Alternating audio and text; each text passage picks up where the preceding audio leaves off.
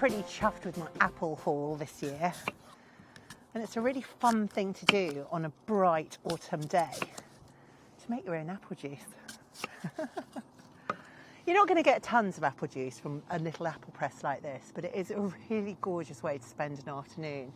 This is a kit. It comes with a stand. You can see this is where the apple juice should drip out. You've got this little cage that you put over the top, and the whole kit comes with these little bags. The bags have a hole in, so you can put them over this screw. Over it goes.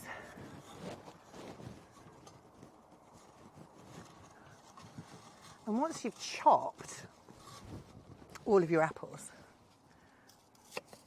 we find that the best thing to do is to macerate and pulp the whole lot. I'll just put that to one side. The best tool to do this is I'm using the pestle from my pestle and mortar, but you could use the good old rolling pin, just using the end just to pulp it all up. And once it's all getting a little bit more juicy, you fill up the bag and then screw up the whole thing, and juice will start to run here and overfill my cup. When you're happy that all of the apples are kind of ready for the press, all you need to do is just pour it in.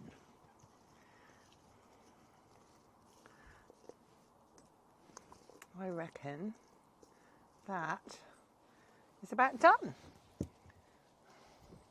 So the next things to do is you've got these little timber bits. They go on top, just scooting around the large central screw. And then you have your blocks. Pop those on.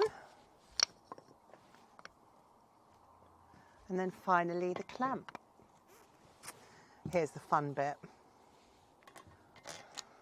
The driving arm. So this just goes on, twirl, twirl, twirl. This will get a whole lot harder. And on it goes.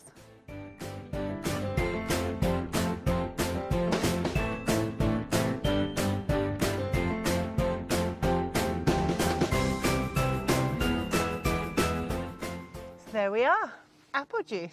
Cheers everybody.